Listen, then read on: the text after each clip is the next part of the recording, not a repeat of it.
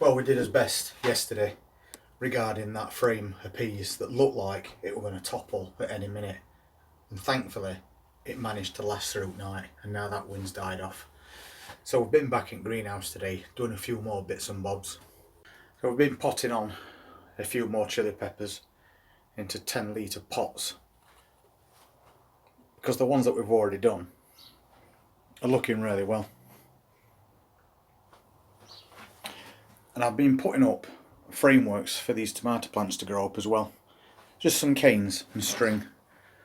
That's all they need once they start getting tall, and we can just tie them off as they grow. And we've done it both sides as well.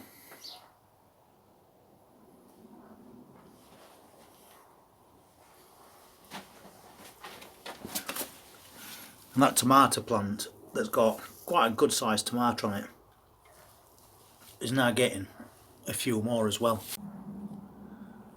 So that's always good to see. So as you can see, that pea frame's thankfully still up, and I think that's probably what did it, that prop that we put in.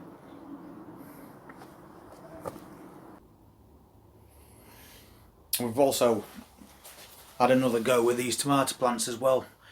As you can see, we've took even more lower branches off now, which is going to prevent any mould problems later on in season, because the leaves won't be getting splashed with water.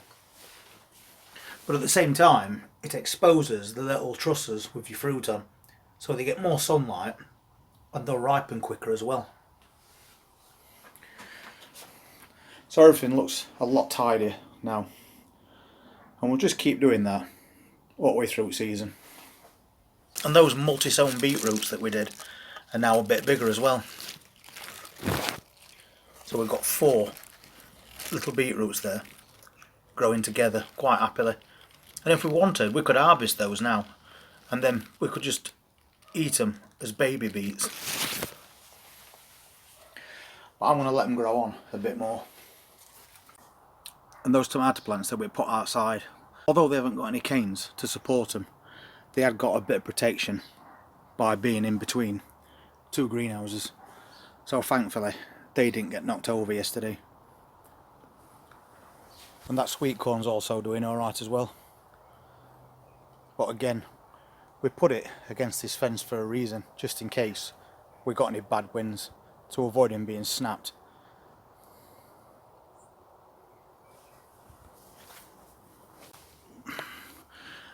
And that hosta has now come into flower, looking really healthy, and still no damage whatsoever to those leaves, because we surrounded it with holly leaves.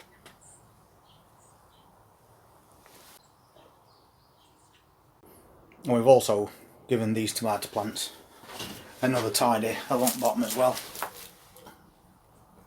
So once again exposing these tomatoes constantly to sunlight. The cucumbers are now making their way up these wire frames that we've just leant against back at greenhouse, and we've already took an harvest of a cucumber from one of these plants, but we've still got some more growing. So right there already there's another good sized one.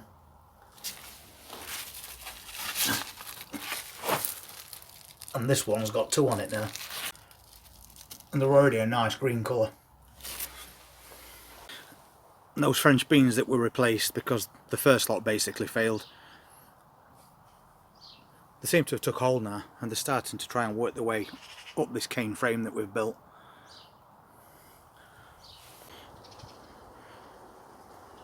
And those potato plants managed to survive in end. Minimal damage really. There's a couple down the bottom that got knocked over, but maybe we can try and stand those up at some point now that wind's gone. But not as bad as it could have been. I actually had to put this chair next to this purple Lychnis because it's quite a big plant now, but unfortunately the wind knocked it flat to ground yesterday. So I've propped it back up with this chair for now, and hopefully it'll sort itself out.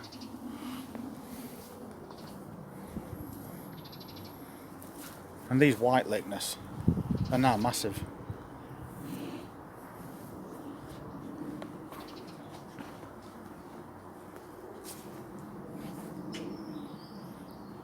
Considering they only started off this size last year when we planted them in, and now they're huge. This was one of yesterday's casualties with that wind. This tomato plant was laid flat. It was basically touching the floor because the wind just knocked it over. So we stuck a cane in and we've tied it up now. So hopefully there's not any damage to this lower stem and it'll just carry on growing. And that lettuce that we recently popped in this container is looking alright as well. So although yesterday could have been a complete disaster for us plants, it turned out not to be too bad. It was just that constant worry of what could happen until it was all over. But down the other end of the garden, which we don't go down to very often, everything in there is now starting to burst into flower. We'll have a quick look.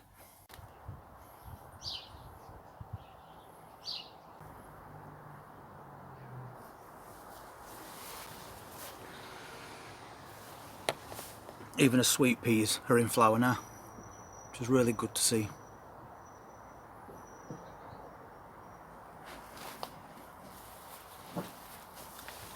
And those blue bedders that we grew from seed and popped in this border have now multiplied. They originally started out as one stem.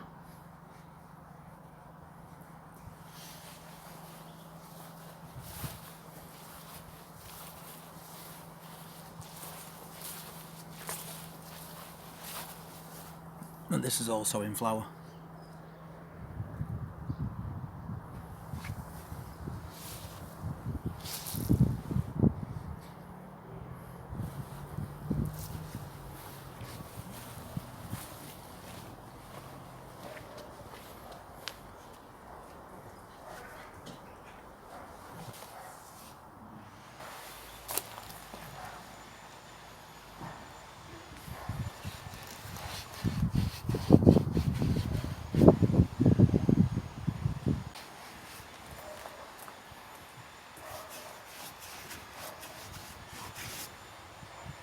And if you remember on a previous video, we propagated this Tetrapanax, or T-Rex plant as some people call it, because we found a couple of babies growing.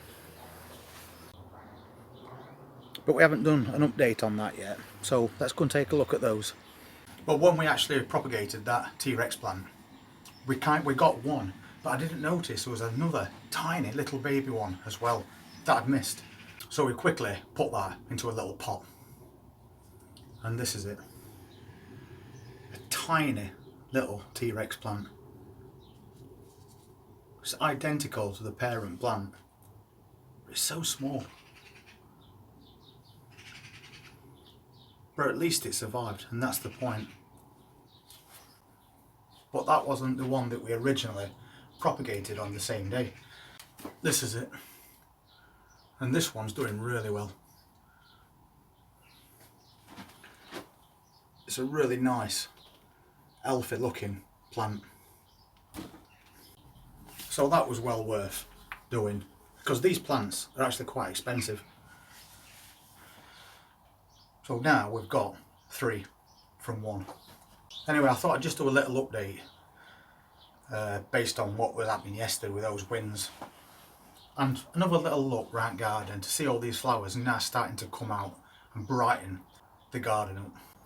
Plus we've built these supports for the tomato plants, cleaned all the bottoms up to ensure they get enough sunlight to ripen those tomatoes as quick as possible.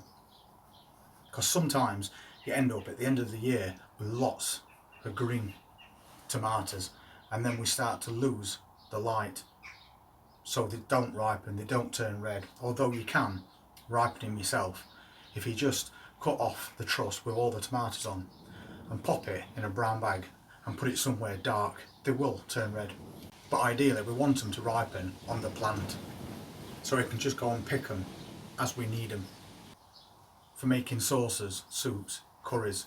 So if you like making homemade food as much as you like growing the produce, then pop over to my channel and have a look. There's lots of recipes on there, and maybe subscribe at the same time so you always get updates on what we're doing between this channel and that one.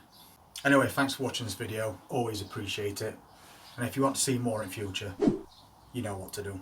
Thank you very much, and you all take care.